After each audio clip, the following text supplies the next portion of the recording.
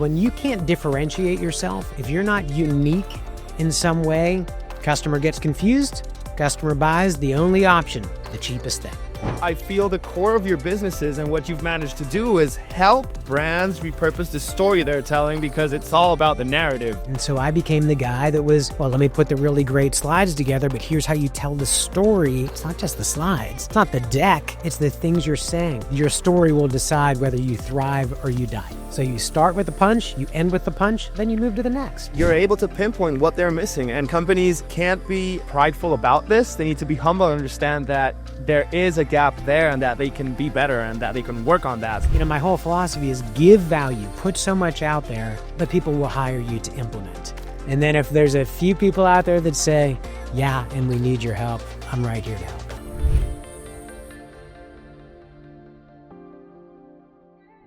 Hey everybody, how's it going? My name is Andres Figueira and I'm going to be your host for the day. This show is brought to you by the Global Talent Company. We're helping fast-growing teams hire exceptional remote talent from Argentina, South Africa, and beyond.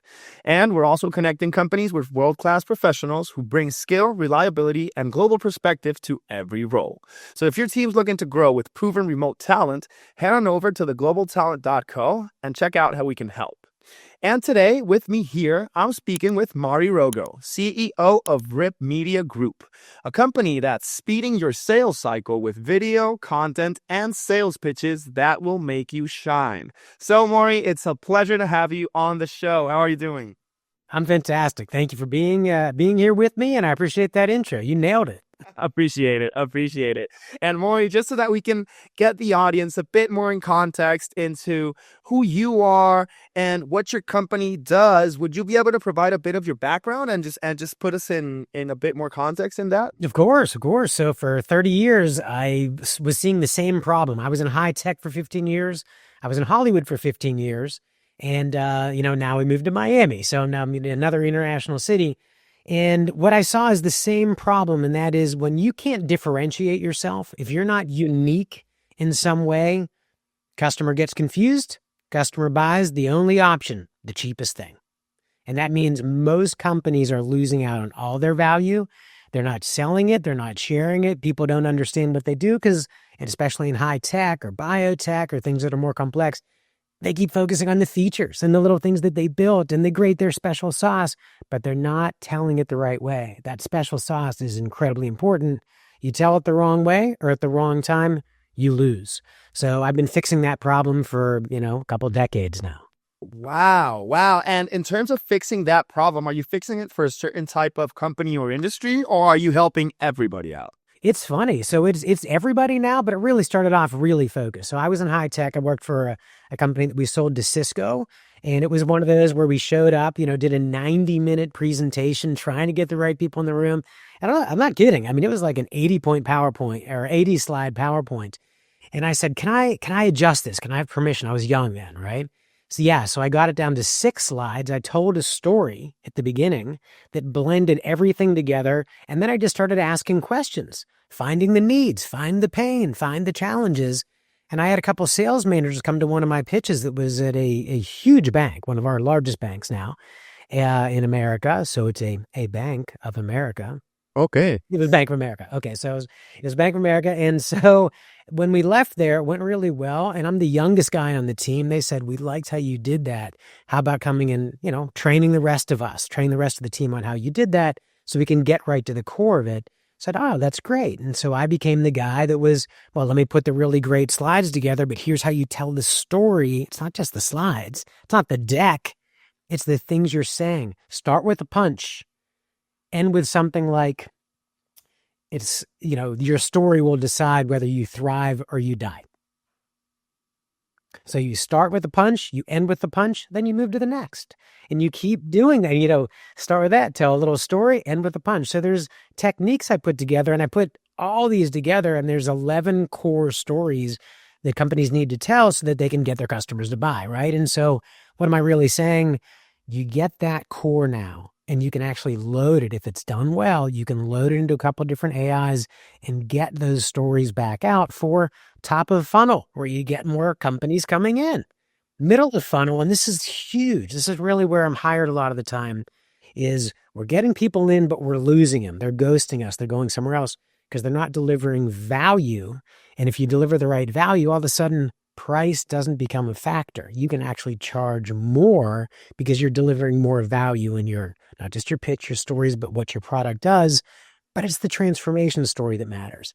And then it's bottom, close more deals, and then get recurring revenue, build a community, and that's how to go. So interesting, right? So you asked me the question. So it's been high tech companies, biotech companies, real complex.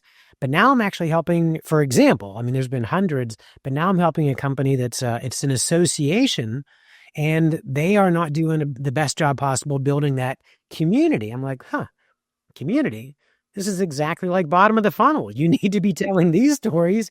You need to build your channel. That's your city president, your chapter presidents. Have them tell the story, give them the right tools, give them the most value, and then we grow it. And now we're growing. And it's only been a couple months, but I transformed everything. Their website's completely new and different. I did that in about 35 days. I generated 50 videos for them that are exactly on point to what each of those cities need for their audience. Because if you're in Tennessee and you've got Colossus and Colossus 2 being built by Elon Musk, for Grok, you're telling a different story than if you're in Austin, Texas, right? Or if you're in Hollywood, California, right? So they all have to be different. So my team is, it's me with this sort of major strategy and the techniques. And it's a much smaller team than it used to be. I used to have 30 people. Now I have a handful, but everyone has command of a couple AI tools that they use to create. So it's, now I've literally got a team of a couple AI agents and multiple people. So it's a very different look than even 2 years ago. Wow, that's crazy. But I'm loving how then the fact of what I feel the core of your business is and what you've managed to do is help brands repurpose the story they're telling, because it's all about the narrative, and you're noticing the issues they're having with how they're telling their story then. Oh, yeah. And what happens, it usually at first, if they're pitching and they're going out and they're trying to raise capital, right? They're trying to raise funds. They need, $1 million, $3 million, $5 million. They're really good then. It's usually pretty tight. We certainly help out with companies in that stage. But what happens over the next months and years, you start interacting with clients, and this one wants this, and this one wants this. And then your engineering team and your product manager, right? They're all saying, well, we're building this for this and this and this. And so these slides and these decks and these conversations slowly turn into this whole featured list, what we do, why we're so cool. And the customer is saying, I don't care how much stuff you have in there. What's it going to do for me? WIFM, like just pretend WIFM is on their forehead. What's in it for me? Tell me what's in it for me. Am I going to transform my business? Do I get to watch my daughter's soccer game because I'm not stuck at work because your software platform is working for me? Tell me the result for me. And people just, every company out there, large to small, they forget this over time. And sure, we're listening to customers, listening to product team, listening to engineering, listening to your developers. It's a lot of hats, but you got to remember that story that matters to the customer. It's all about the customer.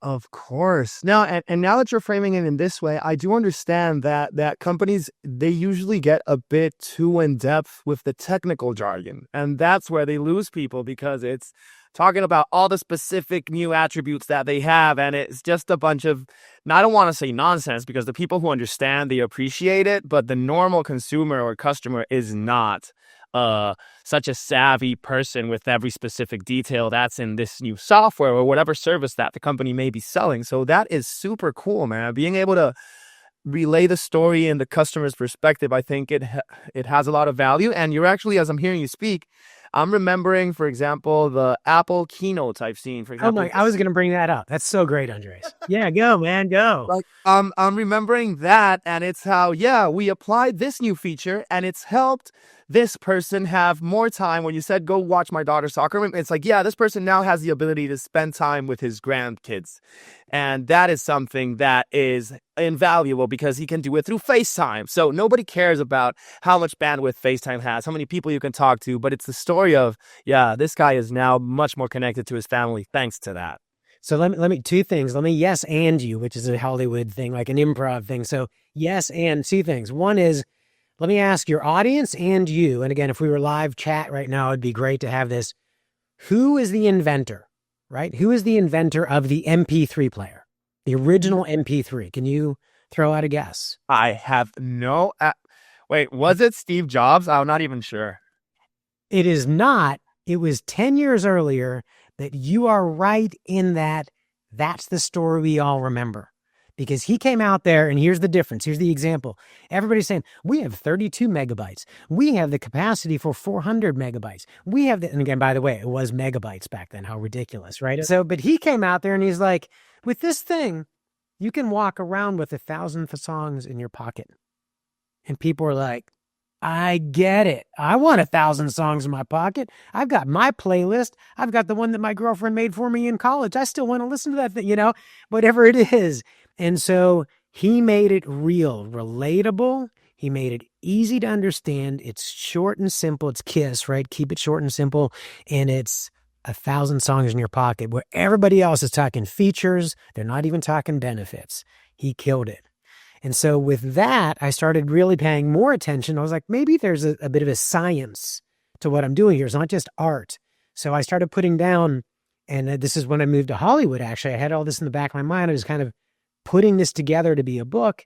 And then in Hollywood, I started doing script reads with, like, my movie posters are over there. I could twist the camera, but one of the best ones, one of the best examples everybody knows is The Dark Knight. Batman. So again, not mine, but I was working with the producer and the owner of the Batman franchise. So he was talking about how every scene needs to move people forward in the story. And I was like, that's the same as a presentation. That's the same as a pitch when you're going to raise capital. So, what else? And so I'm learning, I'm going through scripts, and I boiled it down to every scene. And this now means in our world, right? The business world, every commercial, every social media post, every slide needs to have one of these elements. Exactly. It's emotion. What are the main emotions people buy? Is it sexy? Does it sizzle? Is it touching? Can I go watch my daughter's soccer game, or am I stuck at work? No, I want him to spend quality time with her. Is it unique, totally unlike everybody else in my market, right? I stand apart because I'm so different, or I'm doing something funny when they're going with fear, right? And I said those two because I said STU. Can I be funny? Can we make this humorous at all? Can I bring a smile out? That's great. We all want to smile. And then fear of missing out or lack of security. Big one. Think about insurance companies. Allstate, and they're all doing what they used to do is just pure fear. Now it's fear with funny. Right? So, but if you can mix it in with, because there's now hundreds that we can buy, for example, but who's standing out? So I call it the stuff. What's the stuff in your campaign? And people don't know, right? Well, is it sexy, touching, unique, funny, or deliver fear? What are you delivering? What's the stuff? And then okay, do I even have a brand voice? Can we be funny? Can we, right? So that's kind of where we start. Let's start with some emotion. What can people feel by watching your commercial or when you talk to them? I feel you're placing companies to have like an identity crisis when they speak to you so that they understand what they're missing. It's like, do you know who you are? They're like, not really. Let me tell you then. I'm not all my clients, they're fantastic. I appreciate them. But yeah, I wouldn't be there. This is great. And the fact is, when it gets really tough, some days are pretty tough. It's like, hey, if they didn't have a problem, I wouldn't be making a living. If the customer didn't have a problem, if it was easy, they'd never call me.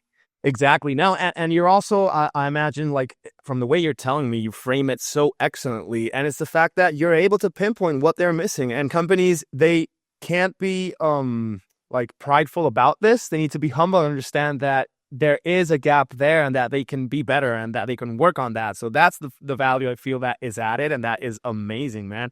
And I also heard now when you were explaining me a bit about The Dark Knight and everything, you're writing a book about this then, right? Yeah. Thank you. So it's all these lessons. So it's all the lessons, what I'm going to call frameworks. So and I just finally came up with a name. I had a couple of different ones, but now it's just unique. Your story can be your superpower, right? Like, your story can be your superpower, because I've got clients. It's kind of cool because I was in, kind of superhero movies. I was pitching with the writer of Iron Man to, then it was Sony, and there's some really fun stories from my Hollywood days. But again, it was that work there, and people don't realize it takes 10 years to get a movie or a slate of movies, funded, created, casted, in production, through production, post-production, the whole way through. And that timeline it's too long for me. It's like, I need something that's, 6 months, a year. Like, I'm going to see results. I want to deliver results for my clients fast. So I just know my timeline. So I thought, I'm doing these movies. I'm going to love doing the trailer. I'm going to love putting the promo package and the marketing package together. And then it hit me. Wait, my spot is the marketing. Let me sell this movie. Let me get out there. And then once I did that, anyway, sorry, enough about me, but you were asking about the clients. So yeah, the book, you're asking about the book. So unique. How are you unique? So one way is most people go in like, let's pretend we're in one of these, what do they call those things where everybody gets together, there's 20 people in a room and like, tell me about yourself, and the insurance person stands on, I do life and health. And you're like, oh my God, why am I standing here? And then if somebody stands up and says, on your way out of here, you're driving home, you spill the coffee on your lap and you crash into a school bus. You want to make sure that every one of those kids and your family is taken care of. I sell insurance, and I'm here to protect your family. That hit home, and I'm not even being sold on insurance. And I'm like, I need insurance now. Right. I don't sell insurance, but that's what I did have a client, and that's why I said, look, can we switch this story? Because what you're doing right now, you're losing everybody. By the time you're done with your 1 minute, they're already scrolling on their phone. Like, what am I going to say when it's my turn? And at the networking meeting, that's what I was saying.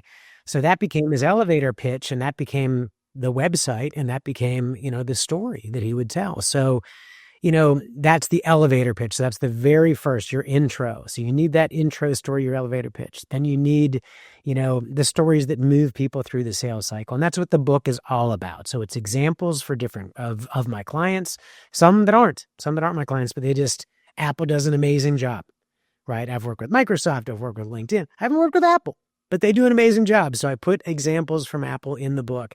And so what are the best doing? How can you tell the right story at the right time to the right audience to get them to the next step? And I mean the right time. Like, you don't want they land on your website and you're like, sign up for get a demo. No, man, I do not want to spend an hour with your inside sales rep. I'm just looking around. Give me something of value so I know I should stay. Of course. It's like when you go into a store and then the store clerk comes right up to you and he's like, what do you need? And I'm like, I'm just browsing. Please leave me alone. Give me a second and I'll reach out if I need you. Oh my goodness. Exactly. It's exactly the same. It's exactly that. So don't attack the people. It's the wrong time. And Maury, when is this book coming out? Because like, I'm hearing you and I'm like, I want to read this. I want to know. Thank you.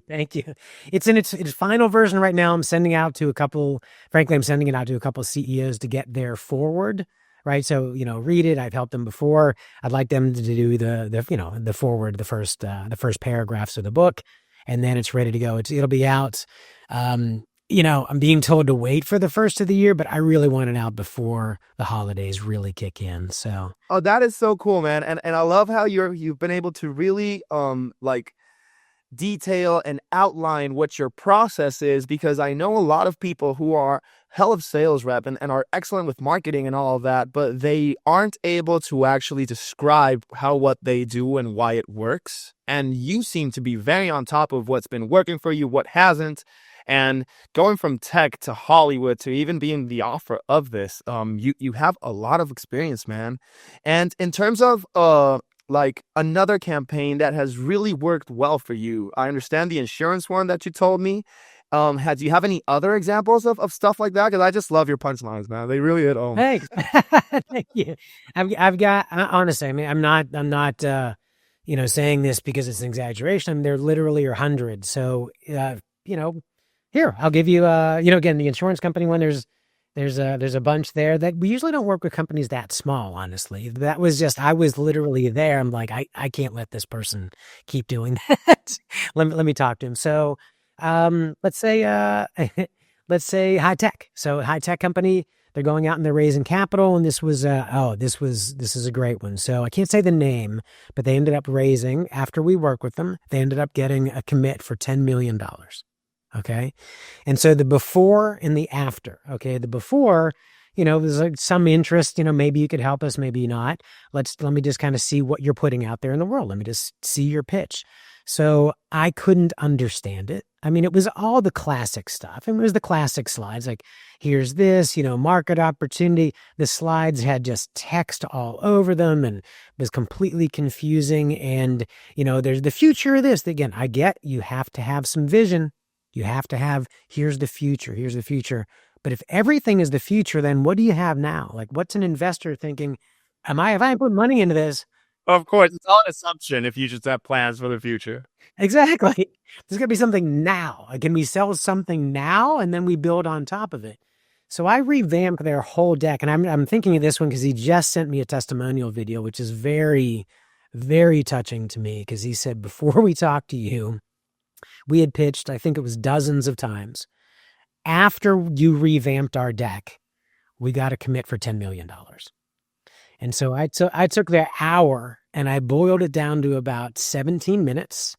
And I gave them what I call the unicorn story. The unicorn story is, in a sense, if anybody's listening wants to know this, the unicorn story is, and when you're doing a pitch, the unicorn means the companies that got billion-dollar valuations. If you're a billion-dollar valuation, you're called a unicorn. So what did they do to pitch? And there is a major problem in the world, and it is coming for you. There will be winners, and there's going to be losers. And you put a couple examples out there. There are some special ways, a special path, certain technology that will get you and everybody else to the winner's table. Here's an example. Here are 3 whys, why you need it now, why you need it from us. And here are our next steps together. Are you interested? Yes. Tell us more. Great. Then you can get into the details, the financials, this and this. That story is so compelling. People lean in. What is it? I'm in. They're not getting the same deck that they saw 50 times, 100 times before. So that unicorn pitch is really, really helpful. And that was a big win that's very, very recent. My whole philosophy is give value, put so much out there. And there's a great philosophy, which is basically put so much out there that's free, but people will hire you to implement. A lot of people will read and go implement on their own. A lot of people read and say, this is great, but I need some help. You know what I mean? I'm already taxed. I'm already wearing 7 hats. That kind of thing. But this one was like so close to me that I keep thinking, should I put everything out there? I mean, this is a lot of info. This is what I get paid to do. And I'm just running down the path of, I'm going to give all this value for $20. And then if there's a few people out there that say, yeah, and we need your help, I'm right here to help out. That's beautiful, man, because in a way you're giving back to all the community and everybody who's willing to learn on their own. And once you learn from the teacher, they'll want to keep learning from you. I feel it's like I'll read your book and I still have questions. I'm going to hit Maury up and just see what he tells me if I have this query, if I want to go this way. So I feel it will be an excellent business decision for you. And Maury, you mentioned then that you had about 30 people before with you in your group, but now it's slimmed down because you're leveraging AI and different AI agents to optimize the work your employees do and everything. Would you be able to exactly tell us how many people you have working under you right now or helping you out? And specifically, I'm also curious into how you're leveraging the AI, if you're using a specific LLM or personalized ones you created, because if that's agents, I imagine it goes that way. I'm just curious in all that aspect. Absolutely. So we had 30 people, and I say 30 because that was the 30 full time. And then I had about another 20 contractors at that time. So this is just, I'm kind of looking at the, what year is it? 7 to 10 years ago. And so a couple of things happened. So we were really growing fast, and I it was at the beginning. I was like, I'd like to get to a million in revenue. That was the goal. Let me get to a million in revenue. And I also had a philosophy, which is OGP, only good people. I only want good people working with me. And I mean good from the heart. They can be fantastically creative, fantastic producers. But if they're the bad apple that spoils everybody else, or they're arrogant, or I don't want them. I just don't want those folks around. So I put a good group of people together that were passionate and loved this. So, we got to 30 people. We got, this was really cool. So, that $1 million was hit in the first quarter of that year. And so it was great. It was amazing. It was really amazing. That was the goal for the whole year. And then I looked because we were just so busy. And, so that was an amazing thing. So it was $1 million for the first quarter. Then it was, we were going to have a baby. And then do I want to keep traveling around like this? I want to change things a bit. And it wasn't all like at once. I'm like, oh, this is good. I want to continue on. So we grew further, but I knew how many hours I was putting in and how much I'd be away from my home. And I didn't want that for this baby that was on the way. I want to be the dad that's there.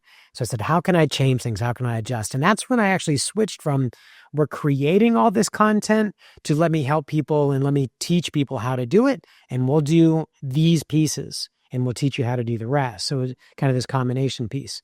So then it became, well, I don't need 7 producers and, 5 developers and 5 editors. Basically, this is the breakdown, if I remember right. Roughly 4 or 5 sales, that kind of a thing. I mean, it was that kind of breakdown. And so breaking it down to now, again, this last 2 years is a huge change. And what I did is I started asking people if they'd be okay being a contractor or part-time, because the needs were less and less as as I started going down this new path, but the tools started to skyrocket. I mean, at first GPT was a joke. I mean, it was, but I come from technology. So my writers and my animators, we're never going to use that. And I said, please don't say never. It'll probably be 18 months. You have to be on top of it. I need a subject matter expert in each area. And so this kind of explains it. Some people, frankly, just refused that, they learned the entire Adobe suite, for example, After Effects and this and 3D and that kind of thing, that I'm not going to go that route. That's sort of like selling out.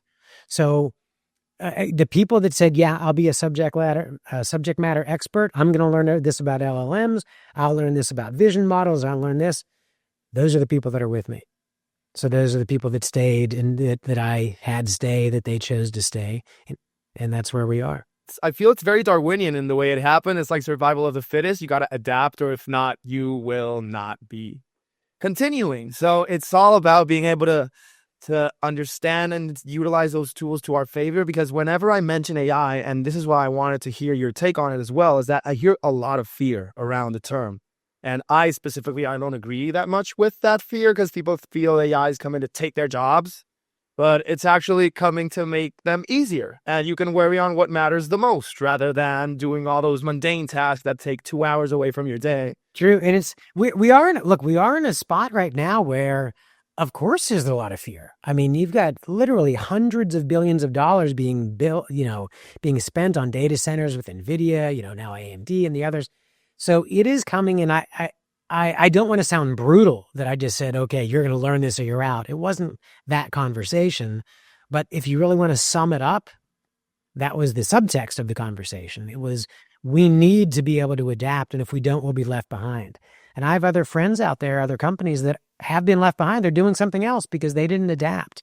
And I watched Stearns go out of business, Blockbuster. I mean, all these folks that never adapted. Not that I was anywhere near that size, but they were multi-billion dollar companies that just crashed because they told the wrong story internally. We're doing this, we're going to go this route, and they were wrong. Or they were telling the public the wrong thing, Blockbuster, right? Bear Stearns internally, Blockbuster externally, and they didn't adapt to the times at all. They did things that were wrong and they crashed. And I was like, even in my small little company here with, 30 people, I'm not going to go that route. We're going to adapt with the times. So that's what we did. Nah, yeah. And Blockbuster is such a sad story. I remember it with such fondness. I remember going to rent it out and they were like, no, Netflix is not going to work. And it's like, dude, why? I didn't want them to die. I like it's even the experience of like walking up to the place and looking around, and then the movie nerd behind the counter was like me, like, was this one good? It was fun. I remember even renting video games from there, like when I was super small, and it was a special moment that I shared with all my family. It wasn't even all one by yourself, you know?